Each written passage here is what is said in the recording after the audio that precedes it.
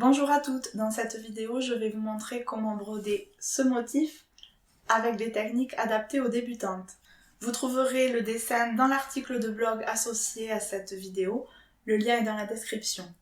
Bien sûr, les brodeuses expérimentées peuvent le prendre aussi et l'adapter à des techniques différentes.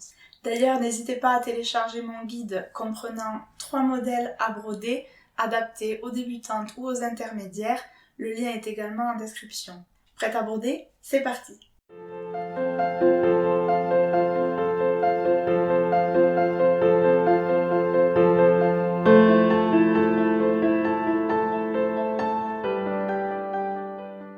Pour réaliser ce tutoriel, il vous faudra un tote bag, le dessin imprimé que vous trouverez sur mon blog, un tambour de 25 cm environ et un tournevis adapté pour le régler, du fil noir, une aiguille, des ciseaux et un feutre textile effaçable.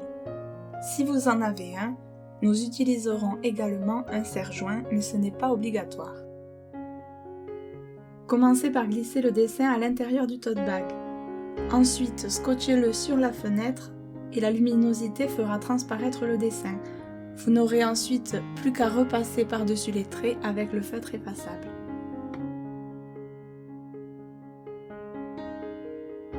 Maintenant que le dessin est reporté sur le tissu, nous devons le tendre à l'aide du tambour.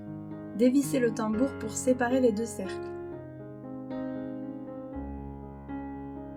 Glissez le plus petit dans le sac sous votre dessin. Placez le grand cercle au-dessus et appuyez pour emboîter les deux cercles. Le tissu doit être emprisonné entre les deux et parfaitement tendu. Si ce n'est pas le cas, retournez le tambour et tirez un peu sur les bords pour ajuster.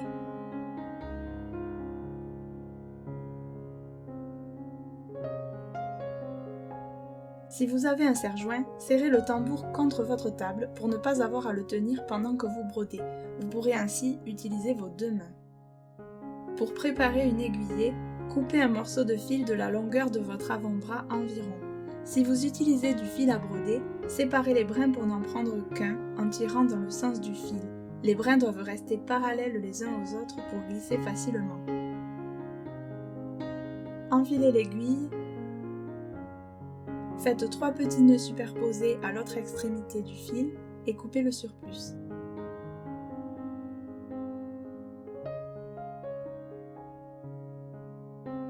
Ça y est, nous pouvons enfin commencer à broder et pour ça nous allons utiliser la technique du point arrière qui est très simple. Piquez sur l'envers, sortez l'aiguille sur l'endroit, puis repiquez environ 4 mm plus loin. Le premier point est fait. Ressortez 4 mm plus loin, puis repiquez à la jonction avec le point précédent.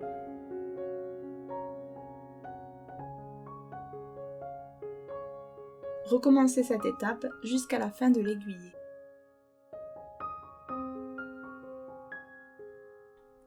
Il s'agit d'un point de contour, ça veut dire que nous allons broder par-dessus les traits de notre dessin. Lorsque l'aiguillée approche de sa fin, faites 3 petits nœuds superposés sur l'envers, plaqués contre le tissu. Vous pouvez utiliser la pointe de l'aiguille pour guider le nœud vers le tissu. La longueur des points doit s'adapter au dessin. Pour des courbes serrées, raccourcissez les points, environ 2 mm pour les pupilles par exemple. Sur des lignes droites, vous pouvez aller jusqu'à 5 mm. Sur l'envers de ma broderie, le fil suit aussi le dessin. Évitez d'avoir des points lancés en travers de votre broderie, car même si c'est sur l'envers, cela peut se voir par transparence, surtout avec du fil noir et un tissu clair. En plus, cela rend la broderie plus fragile. Si vous voulez vous rendre à un autre endroit de la broderie, changez d'aiguillé. En fait, vous devriez changer d'aiguillé à tous les endroits où vous avez levé le feutre pour tracer le dessin. Par exemple, je ne pourrais pas passer de l'œil au sourcil avec la même aiguille.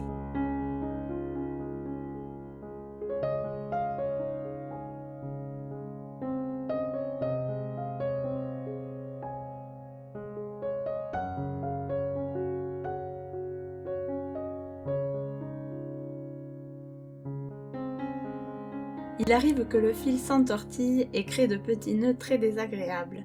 Pour les défaire facilement, placez la pointe de l'aiguille dans la boucle et tirez doucement. Si cela ne fonctionne pas, Essayez de rentrer l'aiguille dans la boucle mais dans l'autre sens. Généralement, cela résout le problème. Continuez comme ça jusqu'à avoir brodé tout le dessin. Attention, si vous avez choisi un feutre auto-effaçable, vous devrez broder votre dessin dans la journée car il commencera à disparaître dès le lendemain. Quand vous aurez terminé la broderie, desserrez le tambour pour l'enlever.